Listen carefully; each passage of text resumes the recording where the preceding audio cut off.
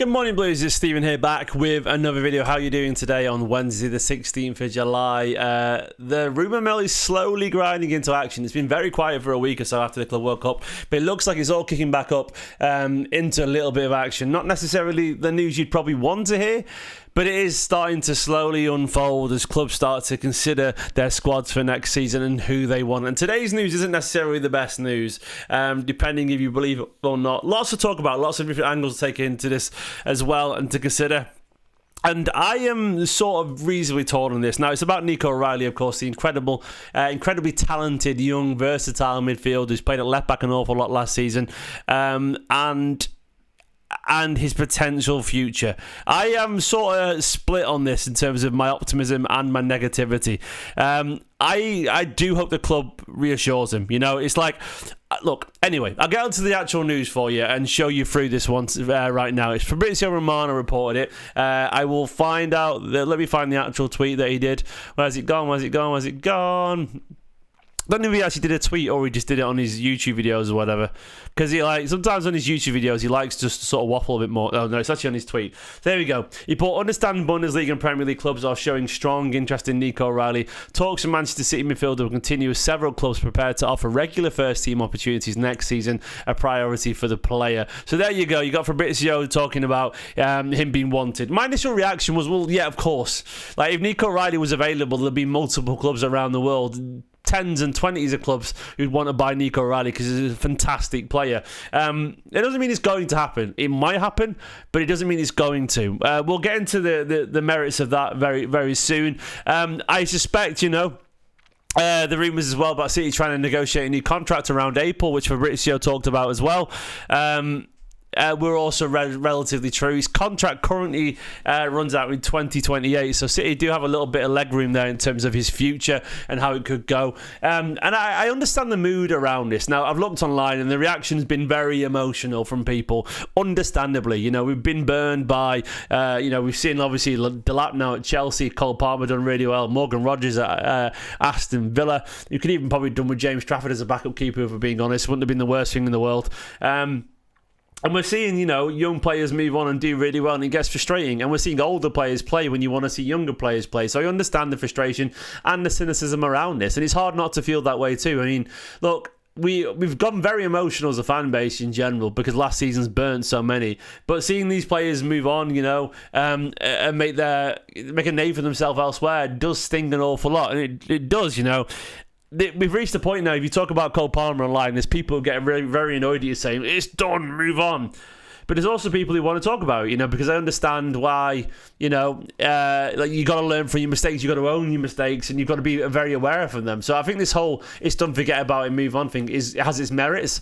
But I also think discussing your past mistakes so you don't repeat them again also has merits. Not that any of us have a say in this, but I genuinely think, if people are talking about it and not forgetting about it, I'm sure they're doing the same at Man City. I'd be amazed if City aren't aware, of the potential ramifications of losing someone like Nico O'Reilly, given where we are right now.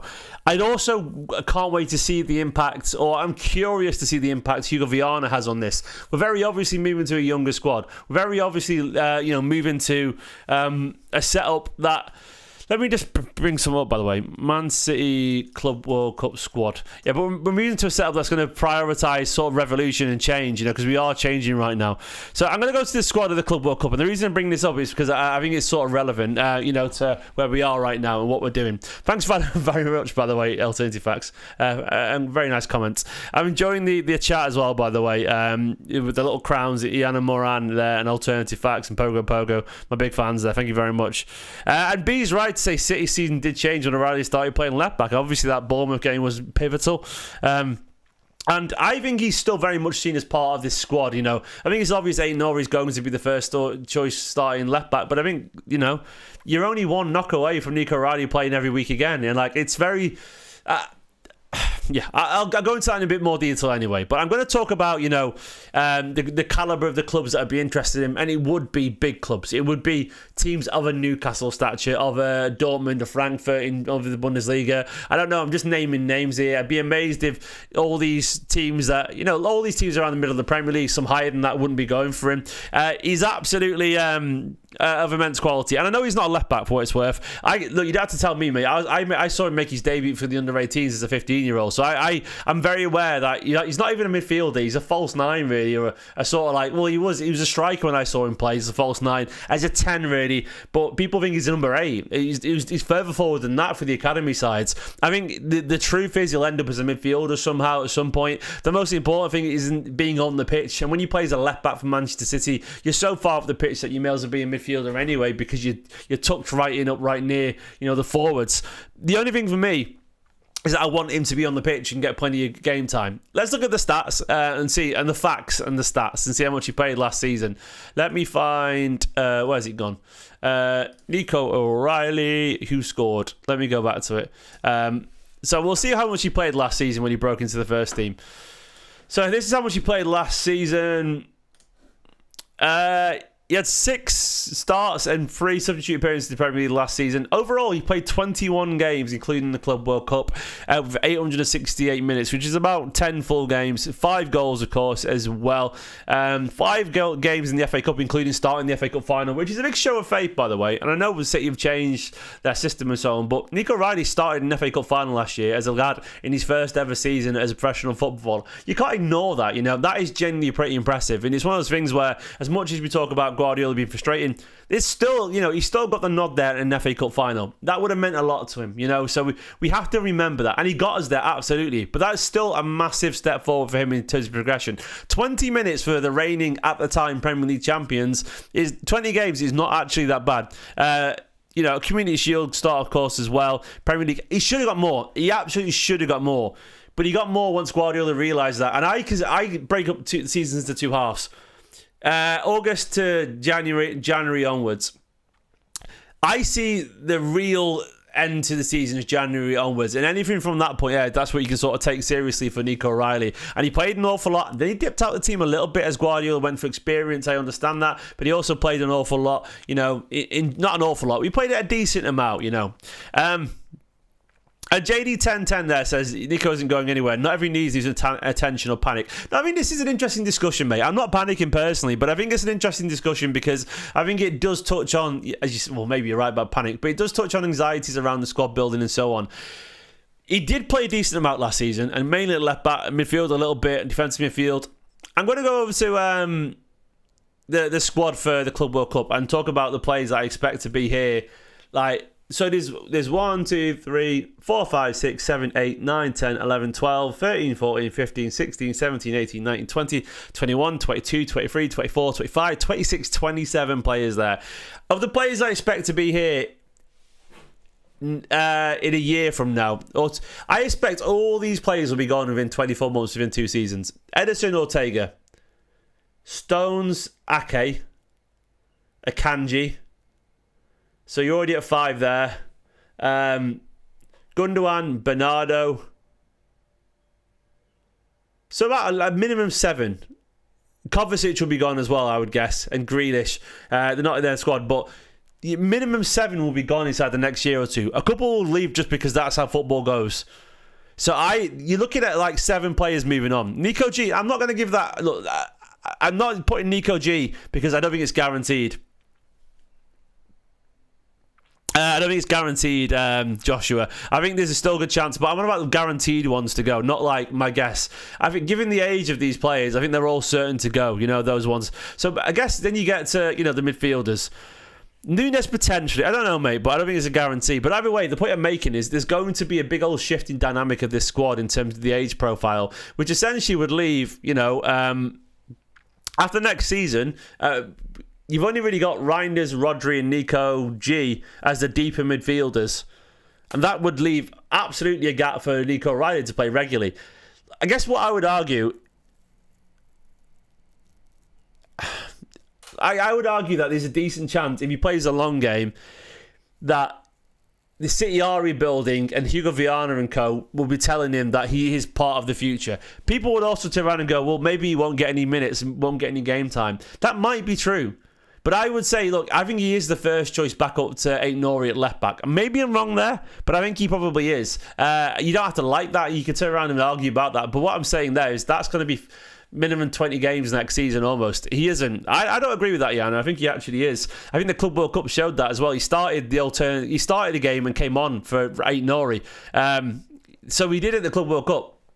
So I actually think he is there. Yeah, he started one game in the Club World Cup at left back and he came on for another. So I think he is the alternate option there. And I think Guardiola does rate him. I think City do rate him. There is a fear here. There is a genuine fear, an understandable fear. Vardy won't be first choice left back. He's going to be playing centre back, mate. I think he's absolutely going to be. Ain't no, he's the first choice left back. I think Vardy is absolutely going to play centre back this season. I might be wrong there. And look, if I am wrong, look, I guess what I feel will happen personally is I think Nico O'Reilly will listen to him and go. I think Guardiola will say to him, we rate you. Hugo Villanueva will say, we rate you too. We're going to use you in the future. And I think he'll give him this season. I might be wrong, but I absolutely think he'll give him this season. And then, look, if he gets to like January and he's not playing much, I think that's when City will get nervous and he'll start angling for a move. Up until that moment, I think he's got enough credit in the bank, and I think City have got some credit in the bank for actually sort of using him a little bit in the FA Cup final, and he did actually play in the Club World Cup. I think he'll trust them and understand his development is still moving forward for now. There's a temptation to run to another club, or Brighton, Brentford, Newcastle, I don't know who, I'm just guessing the names, whoever, something like that, and try and get immediate first team football. I don't think there's guaranteed first team football anywhere for what it's worth, unless you drop down a level. So even Newcastle, they have Lewis Hall there, they have Joe Linton, they have Tonali and all this kind of stuff, and Bruno Guimaraes. He's not walking into that midfield there. Like, what's the level of club? Maybe over in Germany somewhere, but the point is when you go to Germany is you play there, and then where do you move back to? You move back to Liverpool, City, Arsenal, whatever. You move back to these teams. And you could argue that, well, he's already here. He already has the attention of the manager. I might be wrong and be over optimistic, but you could definitely argue and make the case for him staying for a year and seeing how it goes. I think City have been burned by Cole Palmer, been burned by Morgan Rodgers and all these players leaving. And given the desperate need for homegrown players as well, I'd be amazed if City aren't desperately trying to keep him. It could be that someone comes in but for 50, 60 million bids, but it's going to have to be that, man. I think Cole Palmer is the precedent there. They still could let him go if so, but I think at this point it would be borderline negligent to let him go. Even if Guardiola's not sure, they should go above and beyond Guardiola here. Nico O'Reilly is the future of Manchester City Football Club, and I don't know what Pep thinks of him, though he did play him and clearly loves him. You can see in his manners towards him at the end of the season, starting him.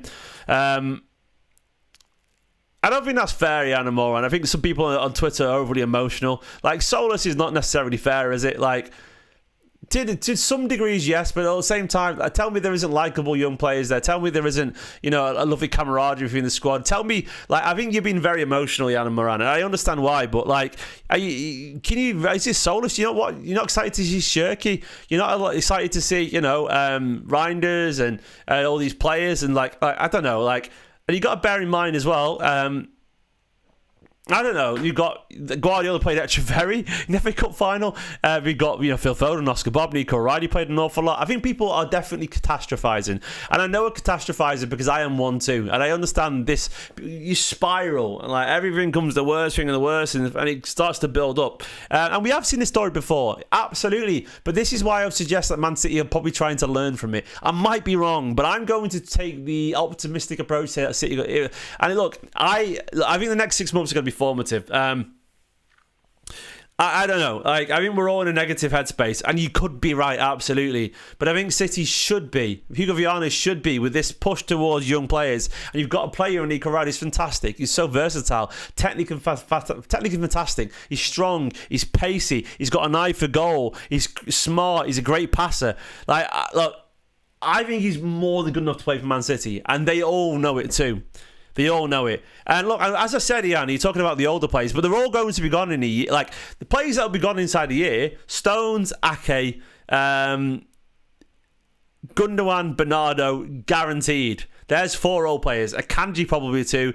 The keepers will probably be gone. And after that, the squad's actually not that old. The old players will all be gone within a year. And he'll know that too. They all will be gone in a year. So it's one of those things where we can't go, well, the old players will be here in 4 years. They won't be. They're going to be gone. The contracts are running out. So Gundogan's contract's out. Bernardo's contract's out. When does Nathan Ake's contract finish? 2027. So, but either way, Stones is next year, right? Stones is next year, yeah. Akanji's 27. So 2027 is Akanji and Ake. They are not extending past that. No chance. Stones, Bernardo, Gundogan, all gone within a year, if not some gone this summer. I think we're getting negative, but I think we'll know an awful lot about this picture by the end of this window. I know we all think they're never going to leave, but don't be surprised if Gundogan does still leave. There's some rumours that Galatasaray picking up their interest. Don't be surprised if John Stones ends up leaving, or Ake does, or whatever. I don't know how it's going to go, but do not be surprised if City start to push forward with some of these exits. It's been a little bit slow on that, and you're right, maybe I'm being positive, but I have to feel with Hugo Viana coming in and this push towards younger players and the fact that Nico O'Reilly has become a good part of the squad last season, that I don't see that changing. Kovacic, when's Kovacic's contract, by the way? That's probably a little bit later, isn't it?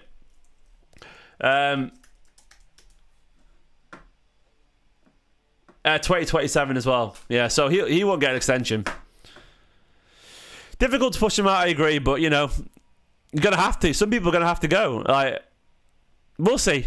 Do I think I'll be doing EDS content next season, Steve? I'll try, Joshua. It's just for the EDS stuff, mate. It's been really hard to watch the games with no time these days. I'm hoping when my kids grow up a little bit, I'll be able to get back to the games again. I would love to be able to go, and maybe I can go to an academy game or two when Nicola's on maternity leave. When's Nicola on maternity leave to? It's like January or something like that. So maybe I could do a little bit. I don't think she'd mind me going. She could look after the kids, take them around Manchester while I go watch the academy games. I could even take Ruben with me. So yeah, potentially. I understand that logic, Iana, but I also think it's absurd for City to I think something has to go over Guardiola's head here.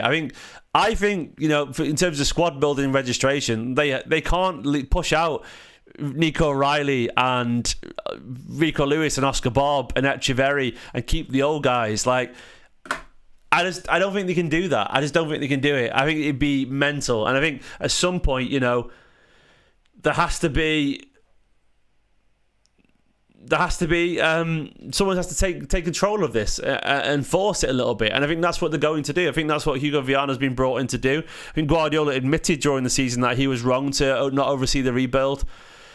Yeah, it is frustrating. I get the frustration. I guess I'm trying to see that they've learned lessons. And I think the signings so far, have shown that they're trying to correct some of the squad balance in terms of the age and the profile. And I think we're all acting like it's the end of the window. It's like the 16th of July. There's an awful lot of football, an awful lot of transfers to be played yet before the window ends. And I think we'll see how it goes. We'll see. And I don't mind different opinions, mate. And I wake up on the same mood sometimes as well. I think I'm trying to see the positives, and I think we're trying to change the change around, the coaching side, the change around the director of football. We'll see. Yeah, and look, to be honest, Nico O'Reilly to me is almost like a non-negotiable exit. I rate him that highly. Look, if you ask for me, do you want me to see the squad that I would put out next season? If I had my way, this is the squad I'd put out next season. I would have Ederson gone. I think Costa's good, by the way. So one of these two. I would go really aggressive. I'd have James Trafford in. I'd have those guys. That would be one of my squad. Defenders wise, I'm not sure who the right back would be, but new right back. I'm not sure who's going to be. Livramento would be amazing. I'd let Rico and Nunes stay. I would honestly keep Diaz, but the rest of them I'd move on. I'd keep Rice, Kusanov. I'd let Stones and Ake go. Nori. I'd move on to Kanji personally, but it's never going to happen. Ederson gone just because I think it's right time for him to go. Josko, there's the one I was missing. I was mixing someone else there. That's what I would do in terms of centre-backs. I'd let him go. Nori. Put O'Reilly at left-back for now as your backup left-back. Midfielders, or motherfuckers, as you can put it as, I'd put Nico G. Not Gundo. Rodri. Reinders. I think I would keep Bernardo for now. Silva. Attacking midfielders. Shirky. I'll put Foden and Shirky there as well, because they are sort of midfielders, aren't they? So I would go forwards. Then you got Savinho, Doku, Bob, Marmoush, Haaland. Have I missed anyone there? Probably Echeverry. That's what I would do. I'd go for something like that. I mean, you've got Nico G can play as a 6. Reinder's sort of semi-decent job there. How many is that? 1, 2, 3, 4, 5, 6, 7, 8, 9, 10, 11, 12, 13, 14, 15, 16, 17, 18, 19, 20, 21, 22, 23. Echeverry. Echeverry can get in the squad. There you go. There's your squad. There's 24. We probably need a new. How many homegrown players is there? Is there enough? Probably get rid of a right back. Yeah, I mean they probably could go. But I would be that aggressive. But I mean it's going to take a year or two to get there. I think Ederson, for what it's worth, by the way, I'm just sort of ready for him to go personally. I don't mind if he stays, but I do think we've got 2 keepers who've got eyes out the door, and I think when you've got that, it doesn't really. I don't want anyone who's got an eye out the door. Largely, I want everyone to be looking forward to the future at City. I want everyone to be thinking, I've got a chance to play here. And it feels like to me Ederson's coasting with his contract. I saw the Ederson Napoli rumours. Yeah, I did see them. Let me find the tweet again. Ederson apparently, Fabrizio said that Napoli tried to sign Ederson last week with talks taking place, but the move is off now. His deal was not feasible. It's not going away, this Ederson stuff, by the way. Apparently all this stuff about, him wanting to stay, it's the same as he said last season when he was, I was never going anywhere, when everyone actually knew. Everyone actually knew that, he probably wanted to go. Yeah, and I agree with that for what it's worth. B said he can get twice the triple that season's backup left back. Ain't noise at the AFCON as well. He got 517 Premier League minutes last season. I would expect him to push in 1,200 minimum. And by the way, it's Man City we're talking about. A team that's going to be challenging for the Champions League spots and probably hoping for the title. This is decent for a young lad, man. We expect like a Zinchenko-esque squad role for a young lad still making his name in the game at a club of Manchester City's calibre is really good. We expect these players have to be playing every single week. Bear in mind, Foden did that a little bit. It's like he doesn't have to play every single week to be a useful part of the squad. And then the year after that, maybe he plays more regularly. He gets into the team in midfield or something like that. I'm not really sure, but either way, I think this urge for him to start every single game. We forget that when I was growing up, there was this acceptance that a career development would look like this. It'd be like first season, it'd look like several appearances. Mostly subs. Second season, you'd have about 20 appearances, and it would be 8 starts, 12 subs. This is third season. This for young players breaking in, you're looking at like 36 appearances or something like that, and you've actually got 23 starts in there and 13 substitution appearances, something like that. And then by the 4th season, you're looking at you've got 54 games, and 54 of them, 30 odd starts, 30 starts, whatever, 34 starts, 20 subs. Like that. I mean, that's sort of the general. That was the general sort of route people took. And that's an awful lot of football. Paid very well for what it's worth, And it's one of those things where, I mean, you say the amount of 17-year-old, 60-year-old starting to get minutes has changed. In the Premier League, not really, man. I wouldn't say that's actually true, though. 1 or 2, but how many 17-year-olds do we know that are playing regularly in the Premier League? Really? Lamine Yamal over in Spain is an anomaly still. Sure, you can go to a lesser league, but largely that was how that was always been when it's grown up. Players get better and they get older and so on. And I think that still should be the route that they're looking at. As long as they're around the first team playing more and more football. Don't forget as well, they're earning a lot of money at the point where they're getting 30 odd appearances. Yeah, but you mean in general, Yana Moran. So that's a massive step down in quality. And the aim of that is to get to these clubs. You're going to be a better player if you're learning, playing 25, 30 game season alongside Rodri, alongside, these great players, being trained by a great coach. You get minutes if you play for a small club, of course, but you're then trying to get to a big club, and there's no guarantee you're going to get back to it. The point is, you're at point A, and then you go to point C to try and get back to point A. There's no guarantee once you go down to point C, you're going to get back to point A again. Where instead, once you're in the door and you've got your foot in the door, sometimes it can be sensible to hang around and stay there. And also, it could be nonsense. It could be nonsense. It could be that you have to go. But I'm saying it's not guaranteed either way, you know. So what? Like, we'll see how it goes. Pep has to start playing these young players. I'm very curious, and we don't know the answer yet because we haven't seen it long term. I'm very curious to see how Hugo Viana and the rebuild that he's doing, you know, how that shapes Manchester City going forward. Because I do suspect, you know, they're very cognizant of the mistakes they made in the past and how letting him go, Kompany in particular, has blown up in City's face. And look, we keep seeing all these players move on, and we need homegrown players, and we need young players, and we need versatile players. And like, look, you'd be signing Nico O'Reilly if he was available. You'd be signing him. At some point, you've got to turn around and go, no. Like, Pep has to, even if Pep's not going to use him, Viana's got to go, no, I'm taking these guys off you. This is your squad. Bloody use them. And I suspect something like that will happen, but we'll see. Guys, thanks for watching this video. Let me know what you think will happen to Nico O'Reilly. Will he be in a City shirt at the start of next season? I suspect he would be, still. I think I'm more inclined to think he'll stay. I think City want him to stay. But, you know, we'll see. We'll see. Thanks, guys, for watching. See you later for another video. Bye-bye.